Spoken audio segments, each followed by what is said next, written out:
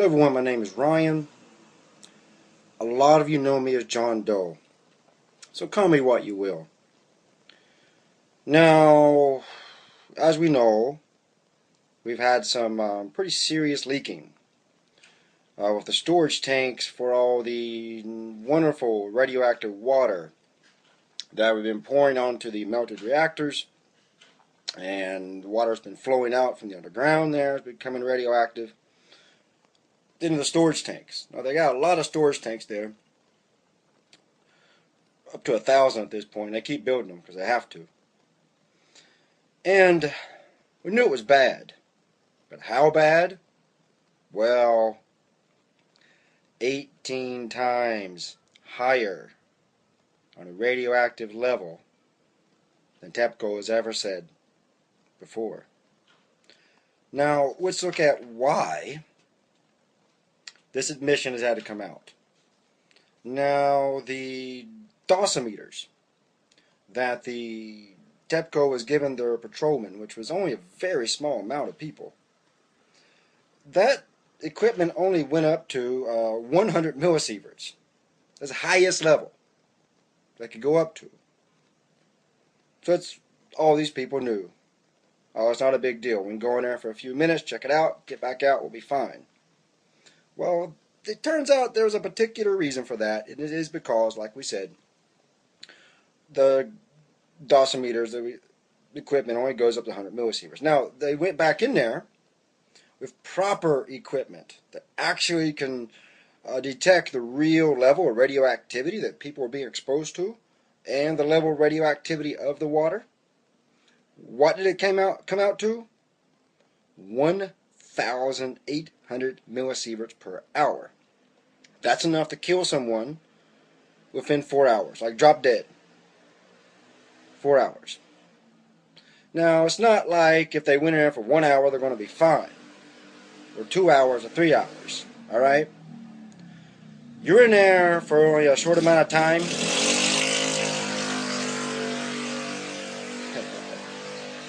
You're going to get bad off. You're going to be damaged for life. Your molecular structure of your DNA is going to be mutated and permanently damaged. You're going to have problems the rest of your life. Okay? But because in the past they weren't getting those proper equipment, we have no way to know how much damage the people who have been patrolling these in the past have actually been under. Now, anyone who wants to scream that us here who have been trying to expose these things, report on these things, are somehow conspiracy theorists, well, this is a clear sign of all the cover-up that TEPCO is engaged in to hide radioactivity levels. After this, there's no way they can continue to try to cover things up. But as insane as they are, their drive and their ultimate control, which is capital, that will lead them to try to cover things up even more.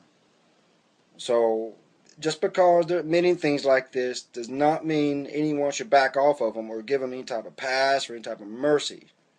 You got to keep on. You got to keep on with these people, because they will not give up. Because they control us, but ultimately their master is capital. Capital will destroy us all, as you can see here of TEPCO. I mean, this company is still hell-bent on the idea of restarting nuclear reactors. And the government is still hell-bent on trying to restart nuclear reactors, which ain't going to happen within this year, I'll tell you right now. Even though they got mock fuel now shipped into the country. I did a video on that in the past. We've been following that with the French company and all these things, right? They try to restart reactors. At this point, they are mad. And they are truly insane. So what is the solution here? What can be done? Well, after TEPCO recently came out and asked for help from the international community, let's hope that the industry, international nuclear industry, that's just as slimy and as dirty and will cover things up, will get in there And hopefully there'll be some decent human beings involved that will get this under control and get a better plan started. Because so far, the Japanese government has given TEPCO carte blanche to do whatever they want. And don't forget that the government nationalized TEPCO and bought them out after this incident started. So TEPCO and the government are the same thing. So what the Japanese government's been doing is place their own people at the heads of the company, VP, CEOs, and all that, and said, have at it, boys. Make this problem go away. We don't care how you make it go away. Just make it go away. Get it out of the public eye.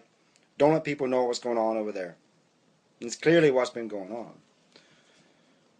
But let's look at something coming up very soon here. Very soon, the final decision for the Olympic Games, I believe 2020, is going to be announced, and Tokyo wants that. All across Tokyo here, you see these advertisements or campaigns for it and everything.